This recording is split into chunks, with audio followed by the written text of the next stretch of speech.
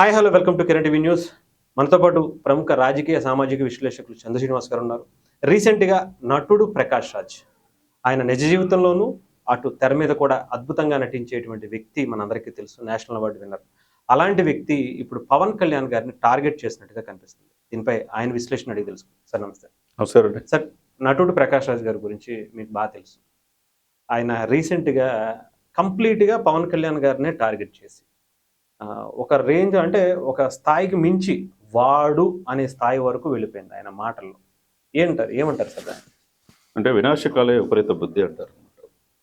చేసుకున్నాడికి చేసుకున్నంత.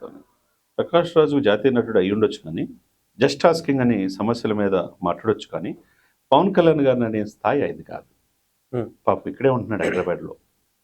ఆయన షూటింగ్లు సరిగ్గా రాలేదని, నిర్మాతల మీద కోప్పడతారని ఆయన అర్ధాంతరంగా బహిష్కరించిన రోజులు కూడా ఉన్నాయి. ఈ వ్యక్తి పోటీ చేస్తే పాపం మిగతా వాళ్ళకి వ్యతిరేకంగా, మోహన్ బాబు కూడా వ్యతిరేకంగా మెగా ఫ్యామిలీ అంతా నిలబడిన మాట వాస్తవం కాదా? ఈ వ్యక్తిగా సపోర్ట్ చేశామని చెప్పి బాధపడుతున్నారు వీళ్ళంతా. ప్రకాష్ రాజు జస్ట్ టాస్కింగ్ అని చెప్పి ఈ దేశ ప్రధాని మోదీని అంటాడు, పవన్ కళ్యాణ్ గారిని అంటాడు.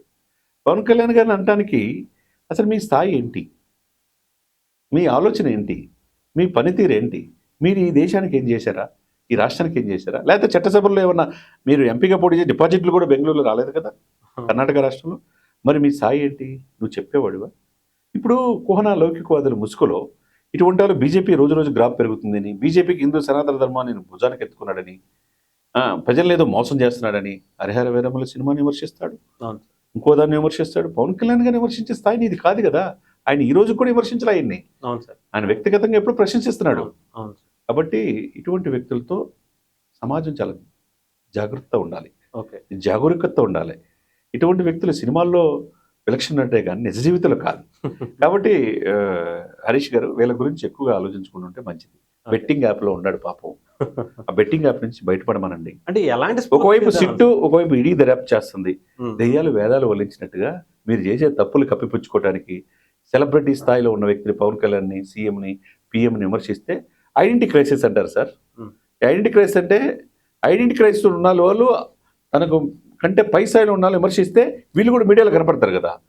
ఆ ఇదిలో ఉన్నాడు తప్పితే పాపం ఆయనకి ఏదో సామెతలు చెప్పినంత మాత్రాన, ఏదో పవన్ కళ్యాణ్ విమర్శించిన మాత్రం పవన్ కళ్యాణ్ గారికి పోయేది ఏం లేదు. ఎందుకని సార్ అంటే కంప్లీట్గా కళ్యాణ్ గారిని ఎక్కువగా టార్గెట్ చేయటం, ఆయనకి వ్యతిరేకంగా ఉండేటువంటి వ్యక్తులు, శక్తుల దగ్గరికి వెళ్ళి ఇంటర్వ్యూలు ఇవ్వటం, ఇలాంటివి చేస్తున్నారు?